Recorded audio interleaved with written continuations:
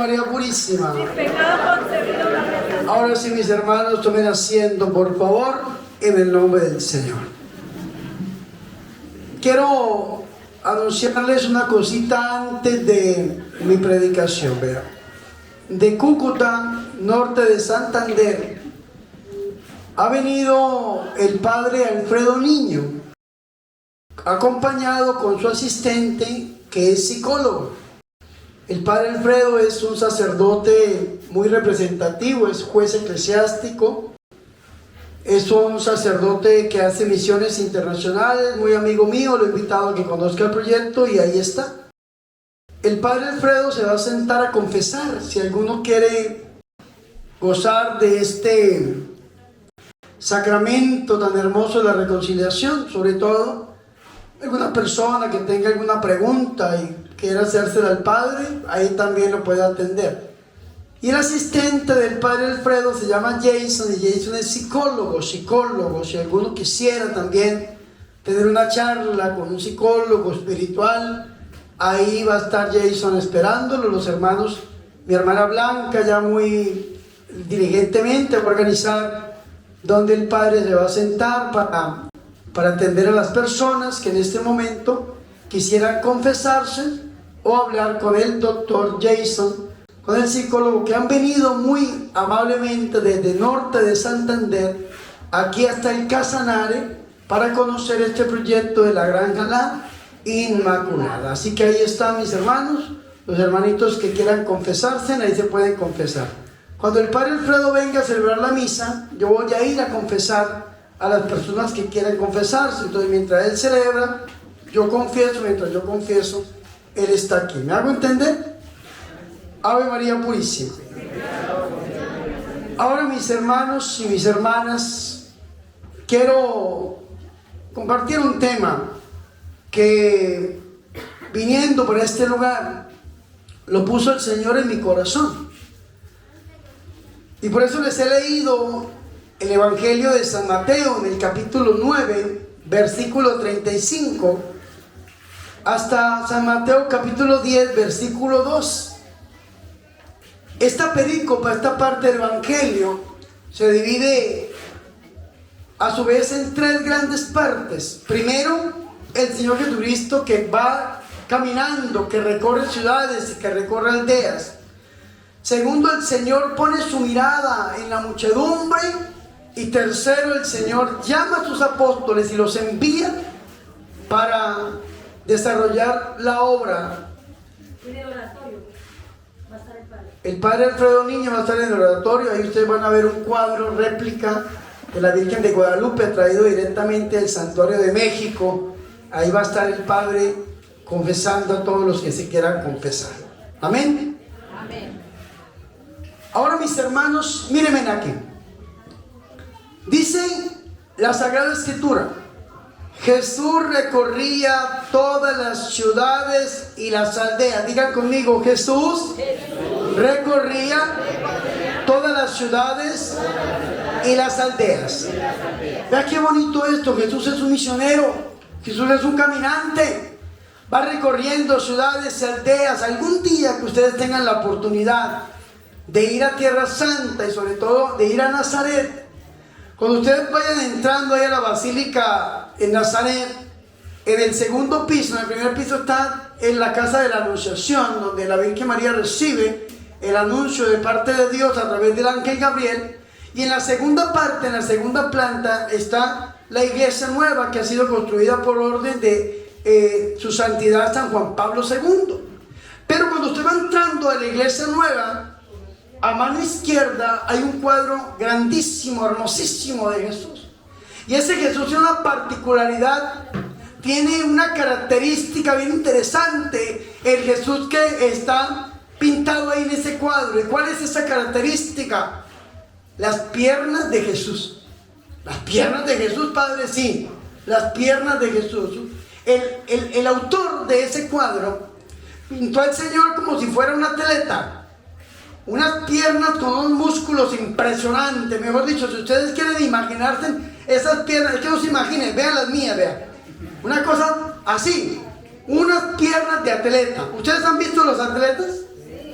Las personas que se dedican, un ejemplo, al ciclismo. Aquí en Colombia tenemos a Egan Bernal, a Nairo Quintana, al Superman López, entre otros. ¿Ustedes los han visto correr? Cuando esta gente está en la cicla y está dándole, y la cámara le muestra las piernas, esos músculos inflamados, así pintaron a Jesús de Nazaret en ese lugar. Y algunos dirán, ¿y por qué, Padre? ¿Y por qué pintan a nuestro Señor Jesucristo con esas piernas de atleta, esas piernas de deportista? ¿Por qué? Porque dice la Biblia que Jesús recorría todas las ciudades y todas las aldeas.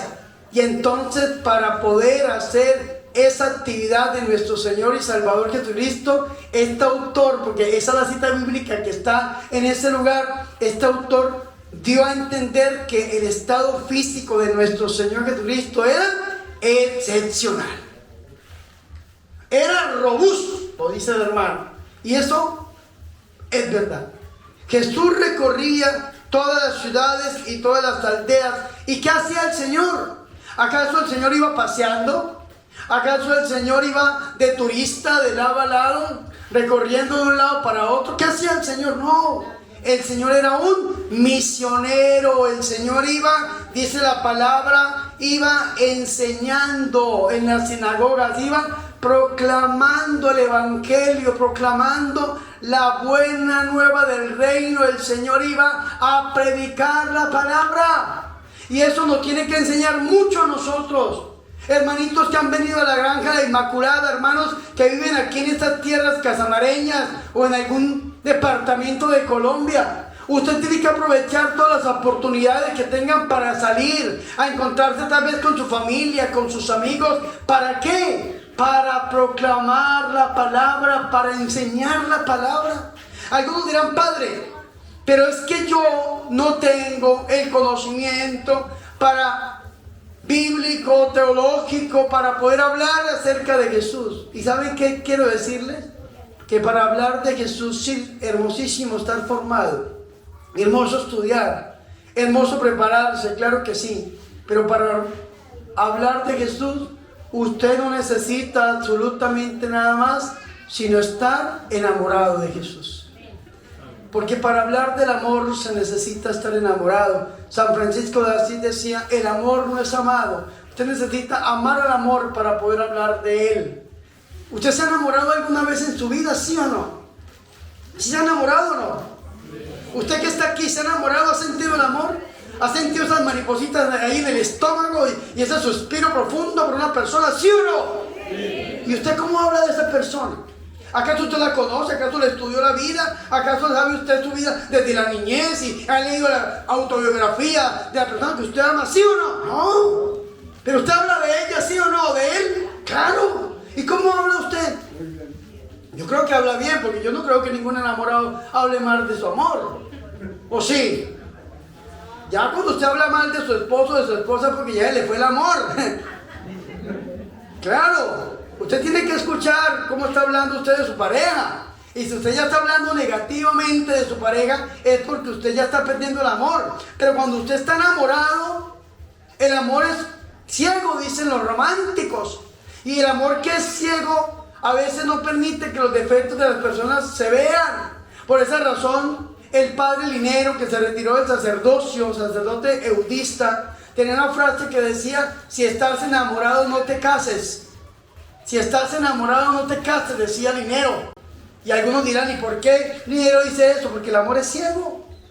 Porque usted se casa enamorado y cuando usted ya abre los ojos está viendo con una persona que no era la persona que usted se imaginaba. Y también esa persona lo insulta o la insulta, le pega, la maltrata, es un borracho, sinvergüenza, drogadicto, mujeriego, hombreriega y lo que sea. Y usted dice, pero yo ¿cómo puedo terminar con una persona así? ¿Por qué no me di cuenta? ¿Por qué no caí en la cuenta? ¿Y saben por qué? Porque usted estaba enamorado. El padre Darío Betancourt dice que la palabra enamorado significa el amor dado. Usted estaba dando su amor sin pensar en las consecuencias y sin tener ningún tipo de limitación. Así es que usted tiene que enamorarse de Jesús para poder usted hablar de nuestro Señor y Salvador Jesucristo. Para hablar de Jesús, te lo repito, qué bonito es conocer la Biblia, estudiarla, es conocer la Biblia, leerla, es prepararnos, ir a la catequesis, ir a la jornada bíblica de evangelización, leerla en comunidad, en familia, personalmente, estudiar, claro que sí. Pero para hablar de Jesús solamente se necesita estar enamorado. Como dice la canción, enamorado de Jesús, enamorado, enamorado de Jesús, enamorado de Él, enamorado de Él. En mi corazón tengo escrito Jesucristo de Nazaret. Todos, enamorado de Él, enamorado de Él. En mi corazón tengo escrito Jesucristo de Nazaret. Fuertes aplausos al Señor Jesús. ¿Cuántos se sienten enamorados de Jesús en este lugar? Amén. Yo creo que ustedes están enamorados de Jesús, porque para venir a este lugar tan lejos, con este calor tan fuerte, madrugar hasta a venir aquí es porque hay amor. Yo también, yo llegué a la 1:30 de la mañana para poder estar con ustedes aquí en esta predicación, en esta jornada de evangelización. El Padre Alfredo llegó a las 10, 11 de la noche a este lugar, desde Cúcuta, y todos estamos aquí. ¿Por qué estamos aquí? ¿Por qué? Porque estamos enamorados. Yo hubiera podido estar hoy sábado allá en la cama mía, en el televisor, rascándome el ombligo y viéndome el mundial, ¿cierto? Pero ¿por qué estoy aquí con ustedes? ¿Por qué? Porque estoy enamorado de Jesús, y porque me gusta hablar de Jesús, y porque me gusta hacer lo que hacía Jesús, recorriendo de aldea en aldea, de lugar en lugar, pero aprovechar para anunciar la palabra del Señor. Vea que el mes pasado, del 3 al 17 de octubre, tuve la oportunidad de ir a 7 países de Europa en una peregrinación por todos los santuarios marianos. Llegamos de los santuarios marianos y nos fuimos para Egipto. Estuvimos en Egipto, nos venimos aquí para la Granja La Inmaculada, y siempre anunciando la palabra. Y yo le digo a usted, donde quiera que usted vaya, anuncie la palabra, hable de Dios. Comunique a la persona que lo escucha algo del Señor. Vea que a veces es una palabra tan pequeña que nosotros podemos dar, pero cuando la persona la necesita, esa palabra se convierte en una palabra muy grande y muy importante para la persona. Así sea, mira, un Dios te ama. Así sea, un Dios te bendiga. Así sea, mira, Dios está contigo. Si Dios está contigo, nadie contra ti. Mira, hay que tener fe. Mira, aprende a rezar el rosario. Así sea un consejo que usted le pueda decir a esa persona, pero que le deje algo del Señor Jesucristo. La vida de la persona puede cambiar de manera excepcional. ¿Cuánta gentecita está allá afuera siendo predicador del diablo, del mundo, de la carne? ¿Cuánta gentecita está allá afuera diciéndole a la gente, vea, vaya donde el brujo, vaya donde la bruja, vaya donde el hechicero, hágase la limpia, vea, vaya y haga esto? ¿Cuánta gentecita está allá afuera dando malos consejos? Vea, véngase de su mujer, véngase de su esposo, vea, haga esto, tómese aquello. ¿Y estos quiénes son? Son predicadores del mundo, de la carne y del diablo. Nosotros necesitamos ser predicadores ¿de quién? De Jesucristo. Hablar de Jesús, anunciar a Jesús, dar a conocer a nuestro Señor y Salvador Jesucristo. Y cuando usted empieza en lo poco, el Señor le va dando más, y le va dando más, y le va dando más, y le va dando más. Vea que nos ha pasado con el hermano Narciso. Mi hermana Blanca ha sido testigo de lo que yo les voy a decir. En Guadalajara, Jalisco, iniciamos una evangelización muy bonita. Iniciamos con 400 personas y ya no sabemos qué hacer. El último retiro, mi hermana ahí estuvo, más de 3,000 personas, hermanos. En un lugar donde caben 800,000 personas y gente por fuera. Y nos ha tocado poner pantallas y sillas alrededor de una laguna que hay, porque ya no hay dónde poner la gente. Y algunos dirán, padre, ¿y por qué? Porque el que es fiel en lo poco es fiel en lo mucho. Y empezamos hablándole a una persona, a 2 personas, y le hemos hablado a 50,000 personas, en estadios, en coliseos, en países. ¿Por qué? Por hablar enamorado de nuestro Señor y Salvador Jesucristo. Esto es lo que hacía el Señor. Recorría, iba, pero aprovechaba ¿para qué? Para anunciar para predicar la palabra del Señor. Vea que esto lo vemos muy claramente en una familia, que es la familia de Lázaro, Marta y María. Vivían en Betania. Betania es como una pequeña aldea que queda cerca del Monte de los Olivos. Y cuando el Señor Jesucristo llegaba a Jerusalén, Él no tenía casa en Jerusalén, entonces se quedaba o a dormir en el huerto de los Olivos, donde fue capturado allá el Señor. ¿Se acuerdan cuando lo vendió Judas el Iscariote? Ahí en el huerto de los Olivos o en el huerto de Getsemaní. Esta es la misma montaña, es una montaña, pero la montaña es el Monte de los Olivos. Y abajo de la montaña pues queda el huerto de Getsemaní. El Señor se quedaba a dormir ahí porque no tenía dónde dormir. O se quedaba donde sus amigos, antes de llegar ahí al Monte de los Olivos, estaba Betania y se quedaba a dormir en Betania. Cuando uno se quedaba en Betania, pues se iba a Carín, donde vivía su primo Juan el Bautista, o donde vivía Santa Isabel y Zacarías. Pero por lo general se quedaban ¿dónde? ¿En dónde? ¿En la casa de quién? De Lázaro, Marta y María. ¿Y qué pasaba cuando el Señor se quedaba en esa casa? ¿Los qué? Los evangelizaba. La Biblia nos dice que el Señor predicaba. Marta y María, una estaba ¿qué? Haciendo el oficio, Marta corriendo para arriba y para abajo, y María estaba escuchando la palabra. ¿Por qué? Porque el Señor aprovechaba ¿para qué? Para predicar. Sin embargo, como dirán, Marta es una mujer que estaba distraída en los quehaceres, pero vea que también recibió catequesis. Si ustedes leen San Juan capítulo 11, cuando su amigo Lázaro muere, si ustedes ven la profesión de fe que hace Marta, es una profesión de fe de una persona madura que cree en la vida eterna. ¿Y quién les enseñó todo esto? Lo que hablaba María, lo que hablaba Marta, lo que hablaba Lázaro, ¿quién se los enseñó? Pues nuestro Señor y Salvador Jesucristo, que no solamente llegaba a dormir, sino que llegaba ¿a qué? A predicar, a extender el reino de Dios a todo aquel que lo escuchaba. El Señor recorría todas las aldeas, todos los pueblos, todos los lugares, pero iba ¿a qué? Anunciando, predicando la buena nueva del reino de Dios en las casas y en las sinagogas. Y no solamente eso, no solamente el Señor predicaba, porque no solamente, mis hermanos, que es lo primero, nos podemos quedar solamente en la predicación de la palabra, porque tenemos que ir más allá, viviendo en plenitud el ministerio de Jesús. ¿Qué hacía nuestro Señor y Salvador Jesucristo? La Biblia lo dice, vean. San Mateo en el capítulo 9, versículo 35.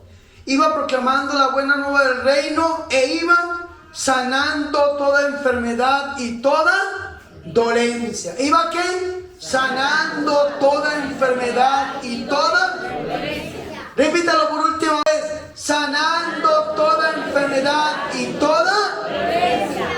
El Señor predicaba y ¿qué? Y sanaba. Vea qué bonito esto. La sanación hace parte del ministerio de nuestro Señor y Salvador Jesucristo. Nosotros los predicadores tenemos que predicar claro, anunciar claro, hablar claro de la palabra del Señor, pero también tenemos que orar por los enfermos. Tenemos que pedirle al Señor que sane a aquel hermano que está enfermo físicamente y que libere a aquel que está oprimido espiritualmente. Porque eso es lo que hacía el Señor. Pero el Señor primero predicaba y después sanaba. El Señor siempre daba una palabra antes de ir a la sanación. Y eso es lo que hacemos nosotros en nuestro ministerio. Antes de entrar en la oración de sanación, de liberación, tenemos que compartir la palabra del Señor y Salvador Jesucristo. Pero compartimos la palabra y siempre terminamos orando por los enfermos y el Señor hace milagros. Hoy el Señor en la oración de la mañana lo decía. Es un día de milagros, es un día de sanaciones, es un día de liberaciones hoy en este día. ¿Por qué? Porque así lo quiso el Señor está honrando la fe. Vea que esta mañana solamente pidiendo al Espíritu Santo, alabando, y ya veíamos cómo el Señor liberaba a algunos hermanitos, sanaba a otros hermanitos. Qué bonito esto. Porque ese es verdaderamente el Evangelio cumplido. Acuérdense cuando el Señor Jesucristo leyó allá en Nazaret o en Cafarnaún, según el Evangelio de San Juan. Pero Lucas nos dice que en Nazaret leyó aquel pasaje del profeta Isaías, en Lucas capítulo 4, versículo 18, leyendo Isaías 61. ¿Y qué dijo el Señor en ese momento cuando desenrolló este rollo? Leyó, lo enrolló, se lo entregó al maestresala, se lo entregó al encargado del rollo ahí en la sinagoga. ¿Qué dijo el Señor por allá en el versículo 21, versículo 22? ¿Qué dijo? Hoy se ha cumplido la palabra en este lugar. Y eso es lo que el Señor quiere hacer con nosotros, cumplir su palabra hoy. Que si usted viene enfermo, que si usted viene enferma, el Señor hoy lo sane de una manera milagrosa. Físicamente usted salga sano y usted salga libre. Que no es un cuento, no es una idea, no es una fábula, no es un invento de la iglesia, es real. En estos días que estábamos desarrollando misiones, el Señor nos dejó ver y vislumbrar su gloria de una manera portentosa, mis hermanos. Les voy a contar un milagro creativo. Un milagro creativo es cuando el Señor vuelve a crear en la persona. Yo en mi ministerio he visto ese milagro creativo 3 veces. Una señora allá en California le creció un hueso, unos 10 centímetros de su hueso le crece hasta la muñeca y la mano vuelve a restablecerse. Otra mujer que tenía su seno totalmente destrozado por el cáncer, un cáncer de mama, se lo iban a extirpar, el Señor le reconstruye en una oración el seno. Y algunos dirán, padre, ¿y esto es real? Vea lo que pasó ahorita en Guadalajara. Ahí yo tuve la oportunidad de subir el testimonio a mi Instagram para que ustedes lo conocieran, y a YouTube. Un niño que nació en una condición especial, pobrecito, una esclerosis terrible, hermanos, esa columna desviada de una manera terrible, tanto que un pulmoncito ya se miraba afectado y su huesito delgadito, es una cosa terrible. El niño se cayó y se partió su piernita, el fémur fue roto. Entonces le pusieron una férula, le pusieron un yeso ahí para que no se siguiera lastimando, porque los huesos eran tan delgaditos que los médicos no podían hacer absolutamente nada sino esperar que soldara naturalmente, porque no le podían poner ni un tornillo ni nada, porque sus huesitos son delgaditos. La mamá llevó al niño a que le rezáramos. Estábamos ahí en Cajititlán, Jalisco, a 40 minutos de Guadalajara, y le oramos al niño, le pusimos las manos, le oramos, le pedimos al Señor Jesús que lo sanara. Y vea qué testimonio tan grande. La mamá llevó al niño al control médico, y el médico, dice la mamá en el audio que me envió, impresionado el médico, padre, porque le creció un hueso nuevo. Un hueso nuevo salió de su cadera y le pegó hasta su rodilla.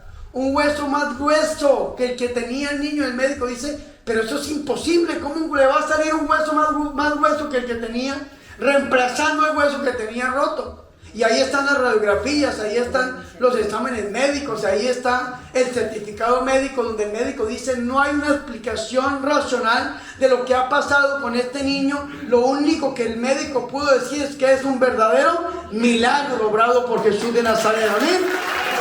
Fuertes aplausos al Señor Jesús.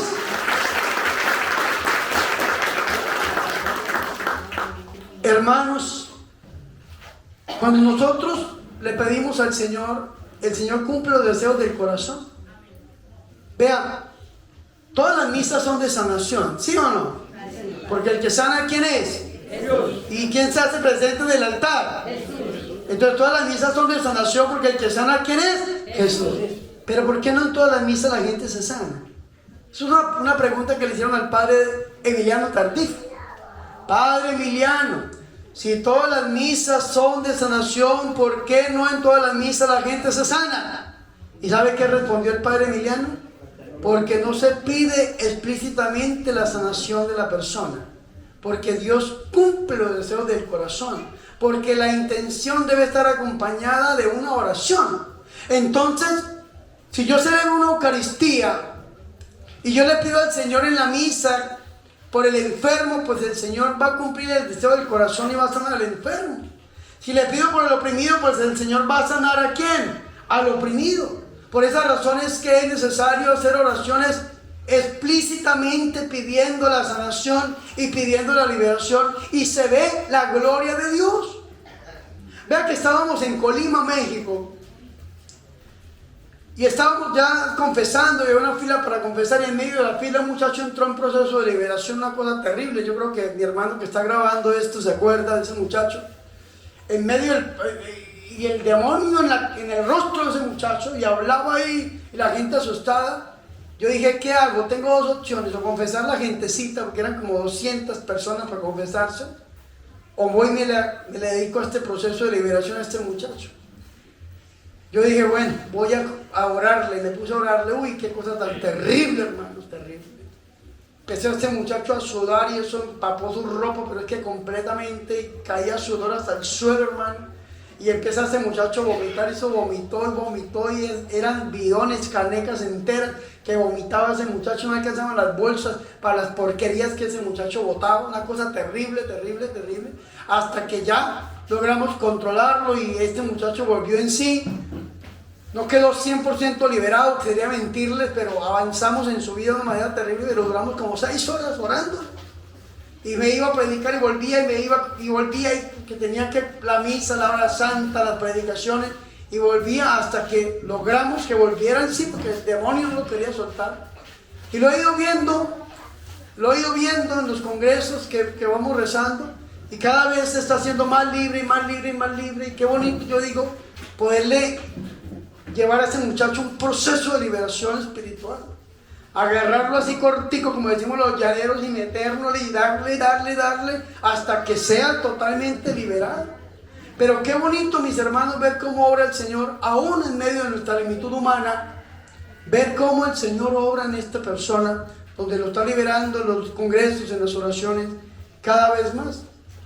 Y personas como esta, como el niño enfermo, como el muchacho endemoniado, como mucha gente que uno conoce, también seguían a Jesús. Pero a Jesús lo seguían eran multitudes. Al Señor lo seguían eran muchedumbres. Miles de personas seguían a nuestro Señor. Lo vemos en la multiplicación de los panes, de los peces, cómo tenían que alimentar 5,000 y más, sin contar mujeres y sin contar niños. Al Señor lo seguían multitudes, hermanos, hermanas. Y en medio de esas multitudes, vea qué bonito esto.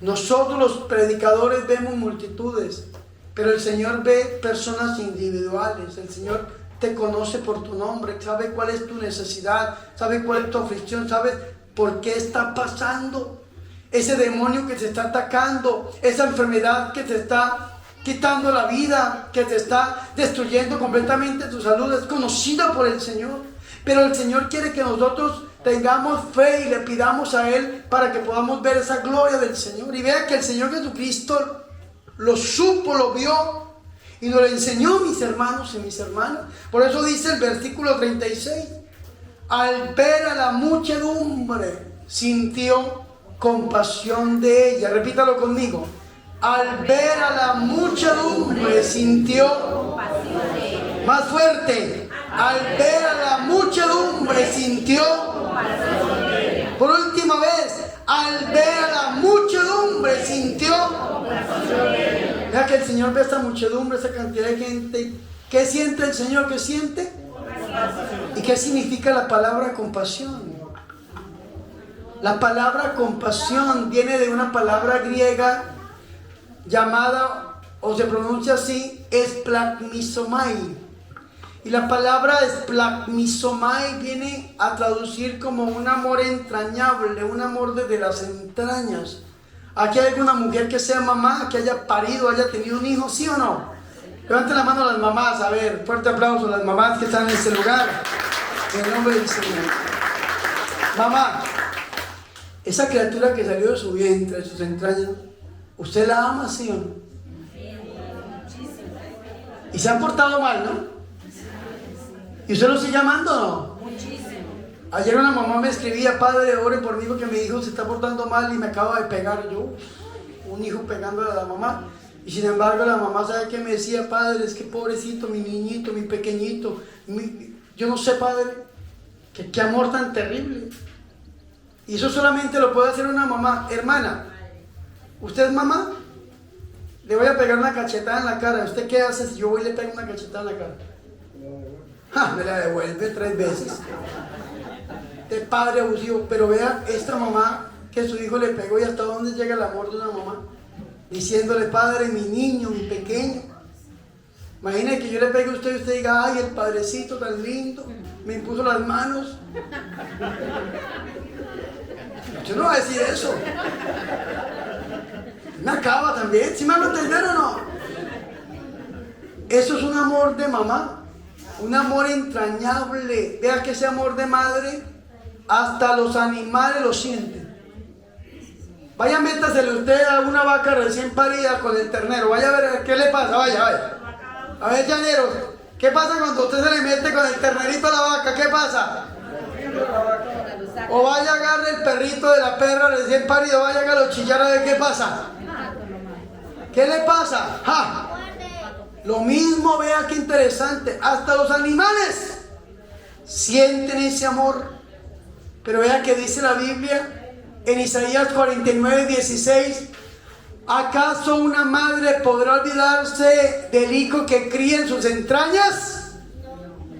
Nosotros decimos que no, pero el Señor dice: aunque así lo hiciera, yo nunca te olvidaré, porque te tengo tatuada, tallada, grabada en la palma de mi mano, dice el Señor. Y qué palabra tan bonita. Fuerte el aplauso al Señor Jesús.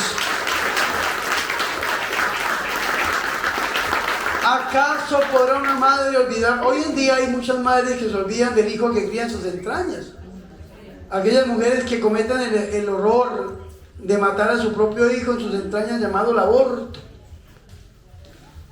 Matan a su propio hijo, a su propia criatura, creyendo que si abortan, el aborto las va a librar de ser mamás o de ser papás.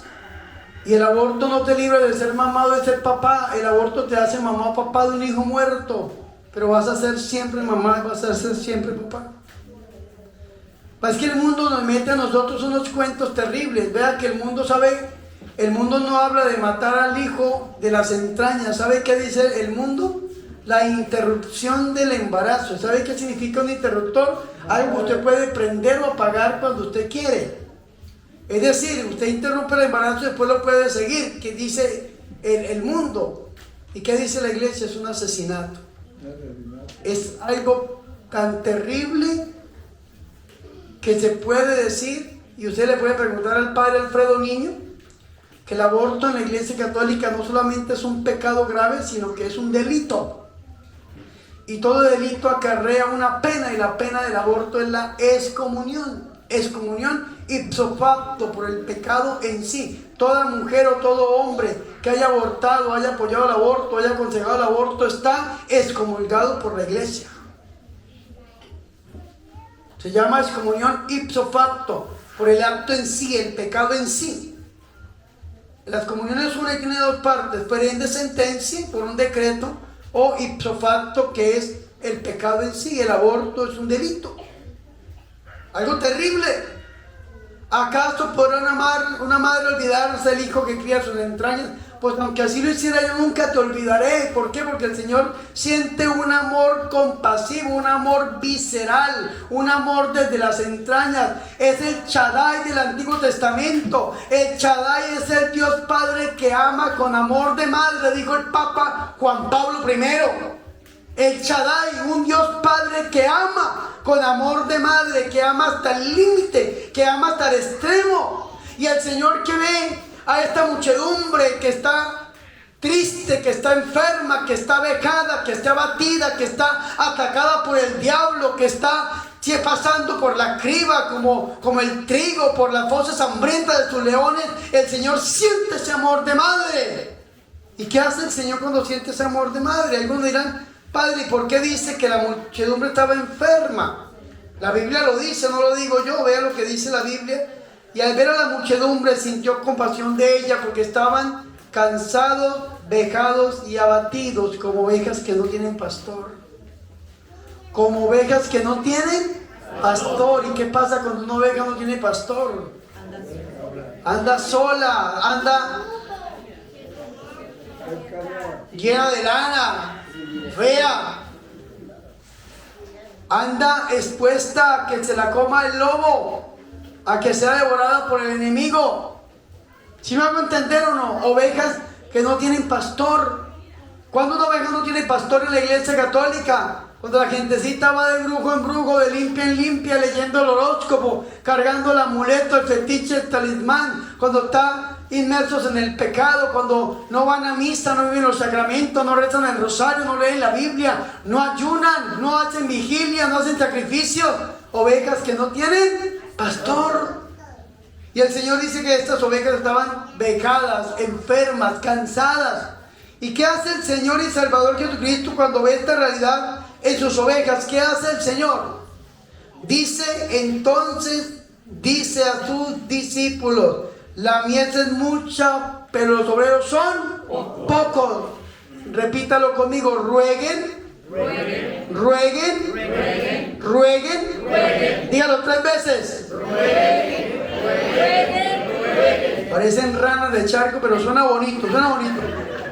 ¿Qué dice el Señor? Rueguen.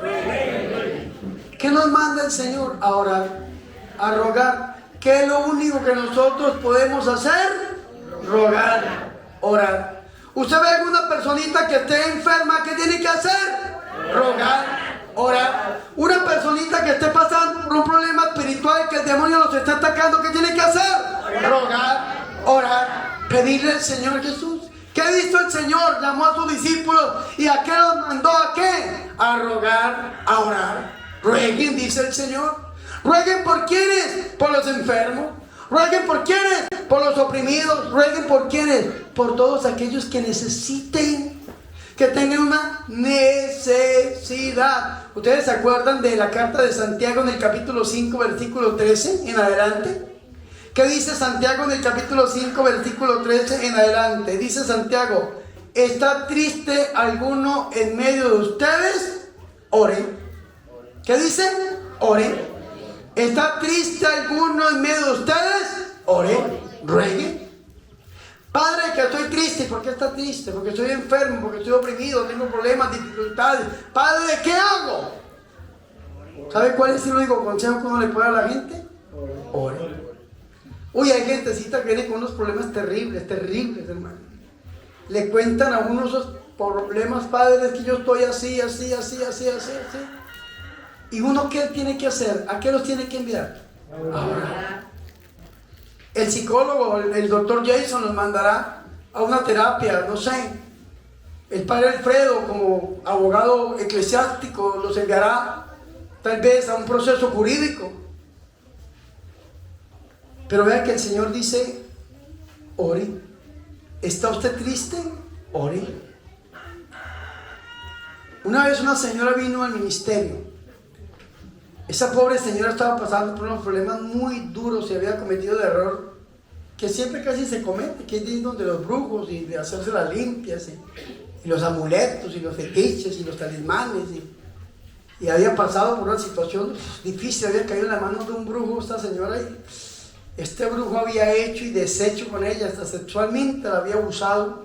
Este hombre, una cosa terrible, es que escucha uno unos casos terribles. Y esta persona me decía: padre, dígame, ¿yo qué hago, padre? ¿Yo qué hago? Y ya vine yo, ¿qué le dije? Ore. Padre, es que tengo un hijo mío en la droga, en el ateísmo, es un blasfemo, padre, mi esposo tiene 3 amantes, es un gigoló. Padre, es que mi esposa, padre, ¿qué hago? Ore. Dicen que cuando una mamá está de rodillas, su familia está en pie. Dicen que cuando una esposa está de rodillas, su esposo está en victoria. Cuando un esposo está de rodillas, su esposa está en victoria. Cuando un papá está de rodillas, su familia está levantada. La Biblia lo dice en Eclesiástico 3:9. La bendición de un padre asegura la casa de sus hijos. ¿Qué tenemos que hacer frente a un problema, una dificultad? ¿Qué tenemos que hacer? Orar.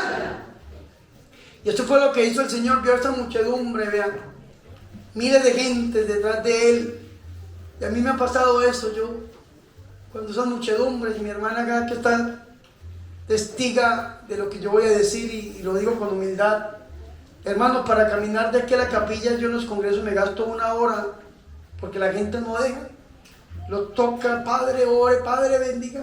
Y uno va caminando y poniendo las manos y bendiciéndolo. Yo digo: Señor, unas situaciones tan difíciles, pero ¿qué puedo hacer?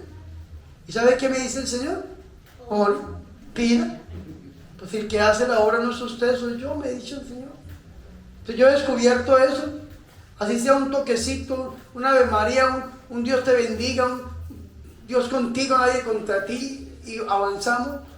Y los testimonios tan tremendos que han llegado. Gentecita enferma de cáncer terminal, hermanos. Ya sin ningún cabellito, sin pestañas, sin cejas, totalmente desahuciados por los médicos. Una bendicioncita, una oración, y el Señor en medio de esa limitud humana. A veces sin tocarlo, porque no puede uno bajarse de tantas multitudes, hermanos y hermanas. No puede uno bajarse porque es una cosa tremenda. Y desde donde está uno le ora a la gente y el Señor obra. Porque el Señor lo dijo eso, vean las multitudes cansadas, abatidas, vejadas como ovejas que no tienen pastor. Y el Señor, ¿qué dijo? Oren. Y a nosotros se nos ha olvidado eso. Y hoy en día viene la gentecita con el problema, con la dificultad. Padre, estoy siendo atacada por el demonio, estoy siendo enferma, Padre. ¿Y saben qué hacen? ¿O hacemos los curas? Mandamos la gentecita al psiquiatra.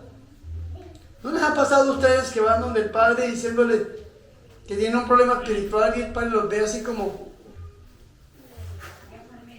listos a mandarlos al psiquiatra? Y ahora, ¿ir al psiquiatra es pecado, hermano? No. La ciencia médica es hermosa, pero nosotros como sacerdotes, ¿qué tenemos que hacer? Orar. Yo una vez estaba rezando por una personita que estaba siendo atacada por un demonio. Y yo llevaba muchos meses orándole a esta personita, era una muchacha. Y no manifestaba al principio, duramos como 2 meses orándole y no pasaba nada, pero el Señor me había dicho que ahí había algo espiritual. Y ya como después de los 2 meses, orándole 1 o 2 veces por semana, esta mujer manifestó liberación y empezó a manifestar y no podíamos avanzar. Llegamos a un momento como que nos estrellamos contra un muro, en este caso una cosa terrible. No avanzaba, era un cansancio espiritual, era un agotamiento, desgastado totalmente y al final ya yo empecé a rezarle a esa personita y aquí en mi mente, yo rezándole y en mi mente una voz que decía, esto es psicológico, esto es psicológico, esto es psicológico. Y entonces yo en una oración que le estaba haciendo ya dije, no, esto es psicológico, y yo fui a dejar de rezarle la liberación, el exorcismo, y Dios me preguntó en el corazón, yo no puedo explicar esto, pero se llama locución interior, Dios habla al corazón. Y Dios me preguntó, ¿usted es psicólogo? Yo le dije, no, me hubiera gustado estudiar psicología. ¿Usted es psiquiatra? Le dije, no, señor, me hubiera gustado, encantado haber estudiado medicina, pero me dijo, ¿y entonces usted qué es? Me dice el Señor. Dije, pues sacerdote, me dijo, ¿y qué tiene que hacer? Pues rezar. Y pues siga rezando. Y vea qué bonito esto, porque después como de 2 liberaciones más, la muchacha quedó totalmente liberada, estaba a punto de liberarse, nos estrellamos contra un muro, contra un dique, pero de tanto darle pasamos al otro lado, y esta muchacha, yo tengo testimonio, está totalmente liberada, y casi abandonamos el proceso de liberación, 2 liberaciones antes de terminar el proceso. Y si no es por esa palabra que el Señor me dice, ¿usted qué es? Cura, pues oré. ¿Qué dijo el Señor a sus apóstoles? ¿Qué le dijo el Señor? Oren, rueguen. ¿Y rogarle a quién? Pues al dueño de la mies, al Señor, al Dios de la vida, que envíe a quién? Obreros a su mies. Hay que pedirle al Señor que envíe más misioneros, vea, tantos servidores que necesitamos aquí en la Granja La Inmaculada, en las parroquias, en sus parroquias. El Señor está llamando a que nosotros seamos ¿qué? Servidores. Y cuando nosotros nos dedicamos a escuchar a Jesús, a conocer a Jesús y a obedecerle al Señor Jesucristo, entonces el Señor nos asocia a nosotros a su ministerio. Vean qué bonito esto, porque es algo que nosotros tenemos que aprender. La división de la Biblia en capítulos y en versículos es extremadamente nueva. Por allá en la Edad Media es aquí, es que vino la división en capítulos y en versículos, pero en un primer momento la Biblia no se dividía ni en capítulos ni en versículos. Era una sola carta. ¿Sí me hago entender o no? Entonces nosotros llegamos al final del capítulo 9 y dejamos de leer, dejamos de profundizar. Pero el siguiente versículo nos pasa lo mismo que en Apocalipsis capítulo 11 versículo 19. Usted lee el capítulo 11, versículo 19. Les voy a leer este ejemplo tan palpable para volver a lo que les quiero decir. Si usted lee Apocalipsis en el capítulo 11, versículo 19, usted va a conocer como el anuncio de una realidad, pero usted no va a ir a la realidad sino va a Apocalipsis 12:1. Un ejemplo, vea lo que dice Apocalipsis 11:19. Y se abrió el santuario de Dios en el cielo. ¿En dónde? En el cielo. Se lo repito. Y se abrió el santuario de Dios en el cielo. ¿En dónde? En el cielo. Y apareció el arca de su alianza. ¿Qué apareció? El arca de la alianza. ¿Qué era el arca de la alianza? ¿Qué era? Era una caja de madera de acacia forrada en oro fino que tenía como unos barandales, unos palos para poderlo subir al hombro, como un anda, llamamos nosotros en la iglesia. Y dentro de esta caja, este cofre, existían tres cosas: el báculo de Aarón, el maná del desierto y las tablas de la ley. Las tablas de la ley que simboliza el sacerdocio, la Eucaristía y la palabra de Dios que están en Jesús de Nazaret. ¿Me hago entender o no? Esta arca se perdió. Esta arca se perdió, nunca apareció, no ha aparecido hasta el día de hoy. Por ahí intentaron hacer una película de Indiana Jones, los que somos viejitos, que se llamaba ¿En busca de qué?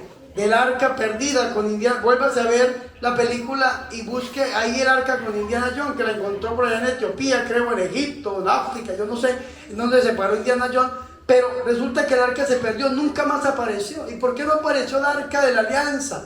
Porque Dios es fiel, porque esa arca de la alianza, ese cajón, era, mis hermanos, una figura de algo que iba a ser una realidad posteriormente. Vea dónde apareció el arca. No la busquen en la tierra, que el arca ¿en dónde está? En el cielo. ¿Dónde está? En el cielo. Y se abrió el santuario de Dios en el cielo. Y apareció el arca de su alianza en el santuario. ¿Y en dónde está el santuario? En el cielo. Y vea lo que dice. Y se produjeron relámpago, fragor, trueno, temblor de tierra y fuerte granizada. Fue una tempestad terrible. Hasta ahí leen los hermanos protestantes.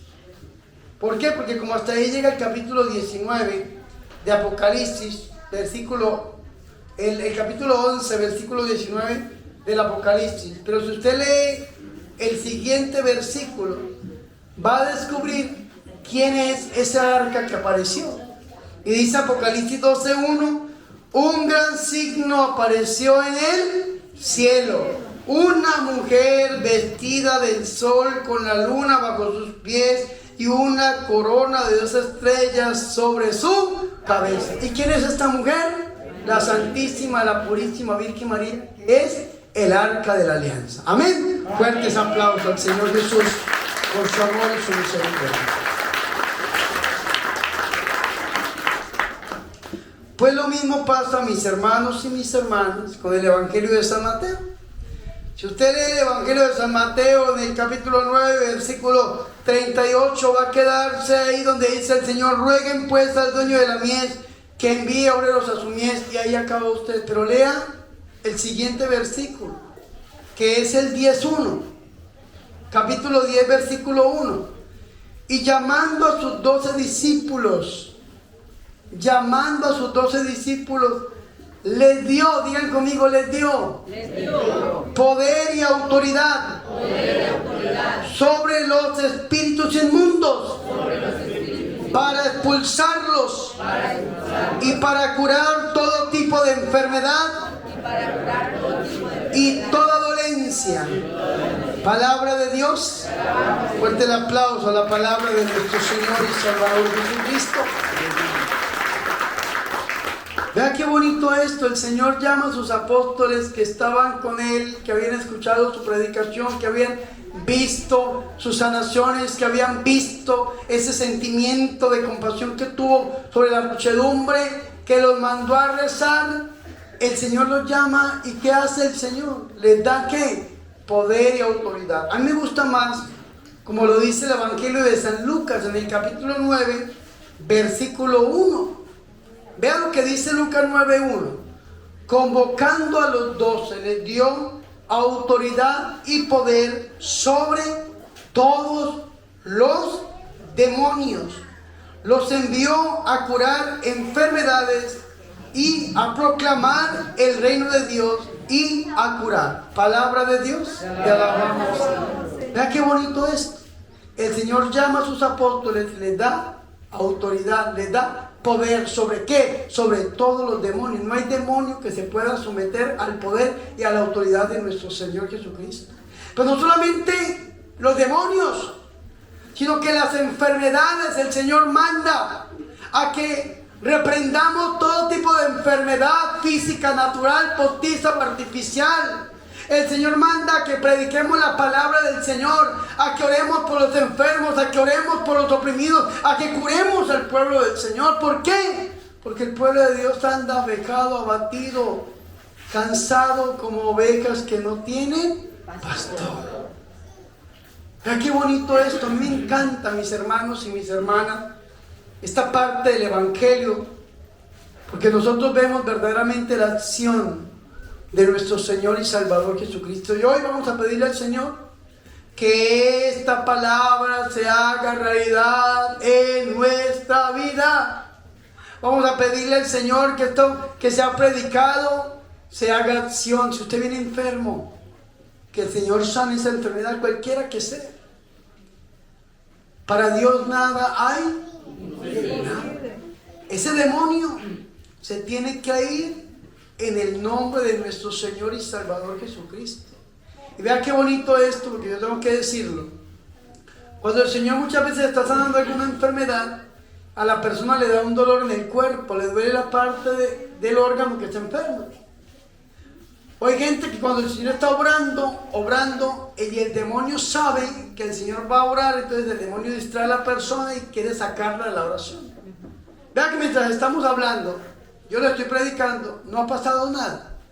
No suena el celular, no pasa absolutamente nada, pero nos ponemos a orar e inmediatamente empieza el demonio a moverse. Empieza el celular a sonar, aunque aquí no hay señal, para la gloria del Señor Jesús.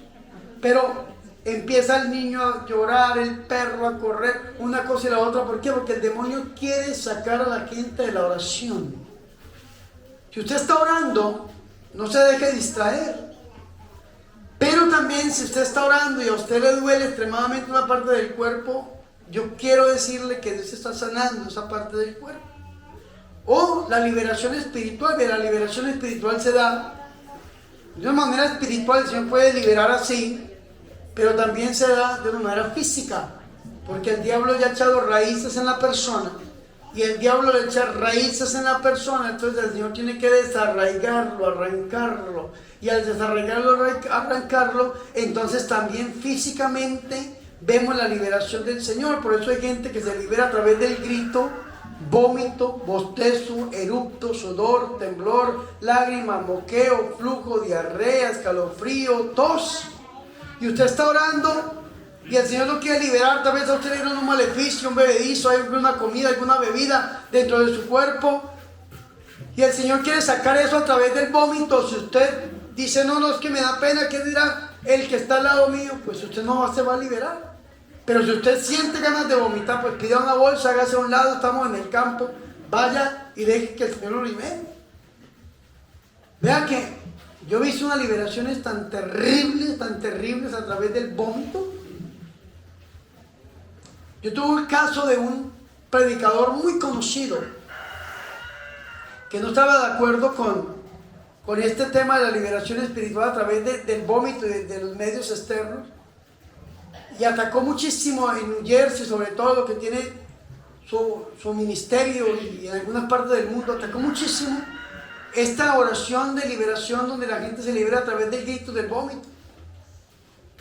Y hay gente que me ha preguntado, padre, dígame en la Biblia en dónde está que el Señor libera a través del vómito. ¿En la Biblia está? Dice que el Señor estaba reprendiendo a un muchacho y por su boca salía baba, salía espuma y lo movía. Hay gente que eso se llama epilepsia. No, señores, eso es una liberación espiritual. Y a través del grito, a través de la baba, de la saliva, del vómito, sale lo que le dieron a comer o le dieron a beber. Yo he tenido casos de gente que hace 20 años le hicieron un maleficio. Hace 20 años le dieron un riego, un entierro, una comida, y después de 20 años vomitan lo mismo que se comieron hace 20 años. Sangre, alimentos, animales.